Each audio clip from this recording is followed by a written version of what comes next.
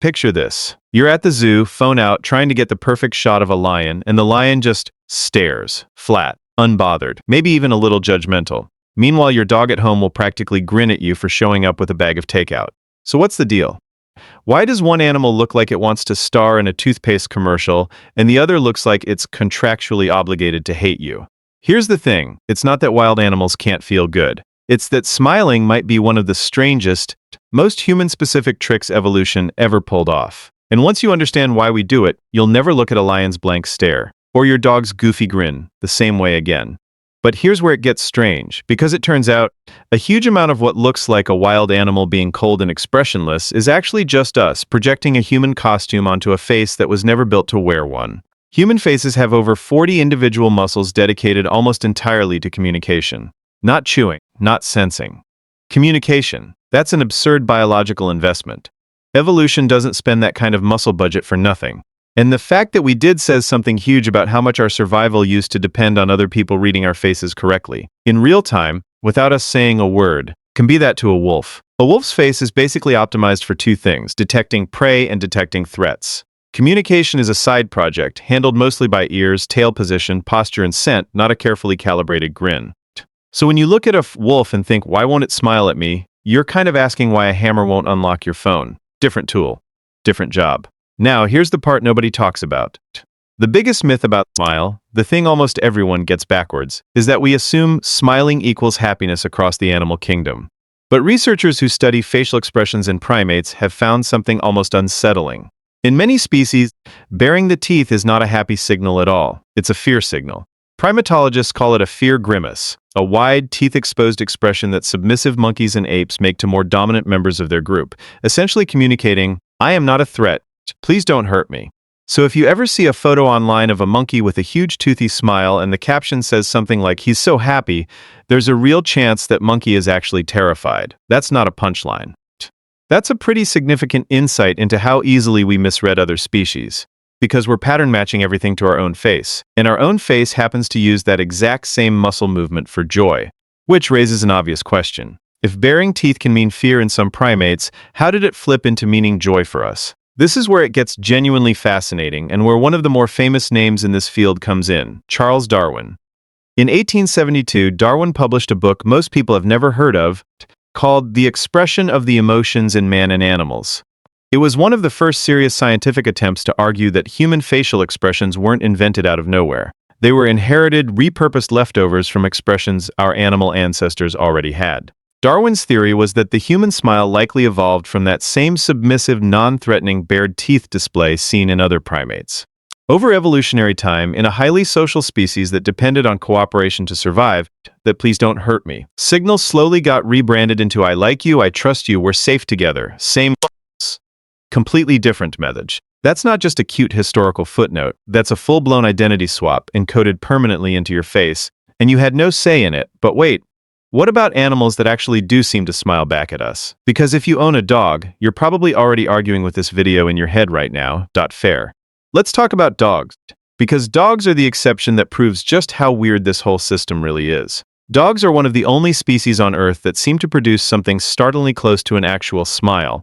That relaxed, open-mouthed, tongue-out, slightly upturned expression owners swear looks like happiness. And here's the wild part. It might not be a coincidence. Dogs have spent somewhere around 15,000 to 30,000 years living alongside humans, evolving under intense selective pressure to bond with us specifically. A 2019 study published in the Proceedings of the National Academy of Sciences, led by researcher Anna Kis and colleagues, found that dogs have actually evolved additional facial muscles. Muscles largely absent in their closest wild relative, the wolf, specifically around the eyes, allowing dogs to raise their inner eyebrows in a way that makes their eyes look bigger, softer, and more human and infant-like. Scientists nicknamed it the puppy dog eyes muscle, and it appears to have developed specifically because humans respond to it so strongly. In other words, your dog's face may have been partially shaped over thousands of years by your own emotional weaknesses. Dogs didn't just learn to read us. Some evidence suggests they evolved a face designed to manipulate us, lovingly. But still, so here's the twist nobody warns you about. The smile you get from your dog might genuinely be one of evolution's more elegant hacks. An animal essentially growing the exact facial tools needed to unlock human affection, generation after generation, because the dogs who could do it best got fed, protected, and kept close to the fire. Now here's the part nobody talks about. If dogs evolved something smile-adjacent because of us, what about animals that never had that pressure? What about something like a lion, an elephant, or a crocodile? Animals with zero evolutionary incentive to perform emotion for a human audience. This is where you have to separate two very different things: not showing emotion and not having emotion. And that distinction matters more than almost anything else in this video. Take elephants. Elephants don't smile in any way we'd recognize. Their trunks and faces simply aren't built for it. But researchers studying elephant behavior, including work associated with ecologist Joyce Poole, have documented elephants engaging in what looks unmistakably like grief, standing silently over the bones of dead herd members, gently touching the remains with their trunks, sometimes returning to the same spot repeatedly over years. Elephants have also been observed in what researchers describe as play behavior among calves: chasing, mock charging, splashing, activity patterns strongly associated with positive emotional states in mammals broadly. So the emotional wiring appears to be there. The muscular equipment to display it on the face the way we do simply isn't same story with big cats. A lion's face has almost none of the fine muscular control required for something like a smile. But researchers who study feline behavior have identified other signals correlated with contentment, like slow blinking, described in some studies, including work popularized by veterinary behaviorists, as functioning almost like a cat smile, a slow, deliberate half-closing of the eyes that domestic cats and some wild felines use in relaxed, trusting situations. It's not a mouth movement. It's not anything a human would instinctively read as happy. But it may be doing similar emotional work, just wearing an entirely different disguise. But here's where it gets strange again, because even in species that clearly do use facial expressions socially, expression doesn't always mean what we assume. Chimpanzees are probably the best example of this, because chimps actually do have a version of a smile. Researchers call it the play face, a relaxed, open-mouthed expression, teeth loosely covered rather than bared, typically seen during rough-and-tumble play among juveniles. Primatologist Jane Goodall documented this extensively during her decades observing wild chimpanzee communities in Gombe, Tanzania, describing play faces occurring during chasing, wrestling, and tickling. Behaviors that, tellingly, also produce a chimp vocalization that sounds remarkably like panting laughter. In fact, research led by comparative psychologist Marina Davila-Ross, published in the 2000s, used acoustic analysis to compare these primate law vocalizations across species, and found surprising structural similarities to human laughter, suggesting the roots of laughing, and by extension, some roots of smiling, may go back further in our shared evolutionary tree than most people assume, possibly 10 to 16 million years, to a common ancestor of humans and great apes. So chimps do have something smile-shaped. And this is the part that keeps researchers cautious. A chimp baring its teeth in a wide, tense grin during a stressful encounter with a dominant male is not the same expression as a relaxed play face, even though both involve exposed teeth. Context changes everything. The same mouth shape can mean "this is fun" or "please don't hurt me," and figuring out which one requires understanding the entire social situation, not just the face in isolation. Which means even scientists who've spent their whole careers on this can get it wrong if they're not careful. So maybe cut yourself some slack next time you misread your cat. Here's a question worth sitting with for a second. If smiling isn't really about happiness at its evolutionary core, if it's about signaling safety, submission, trust, bonding, then what does that say about the human smile itself? Because here's the truth underneath all of it. A smile is not happiness. A smile is a message. A wolf howls to say, "I am here." A peacock displays to say, "Choose me."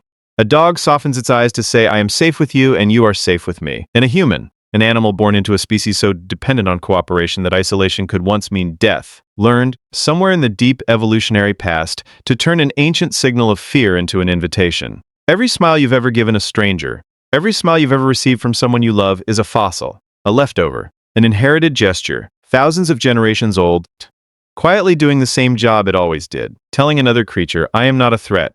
Come closer." That's the part that should stop you for a second. Because it means the most ordinary human gesture, the one we do without thinking, dozens of times a day, is actually an ancient survival tool wearing a friendly disguise. But wait, what about the exceptions? What about the fact that some human smiles feel fake, forced, awkward, or performative? The classic say cheese for the camera smile that somehow looks nothing like a real one. Turns out science has an answer for that too, and it's one of the more genuinely clever discoveries in this whole field.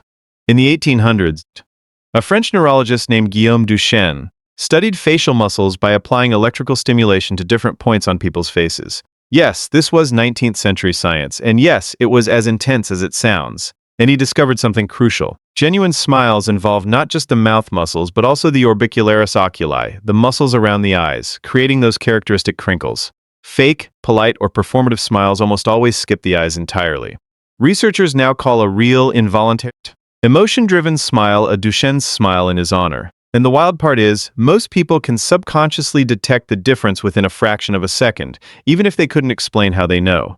Your brain is running a facial authenticity check constantly, without you ever asking it to. Which means even within our own species, we're still separating performed emotional signals from genuine ones. The exact same distinction researchers are trying to make when they study a chimp's tense grin versus its relaxed play face. We're not as different from the wild animal kingdom as the toothpaste commercial version of ourselves would like to believe.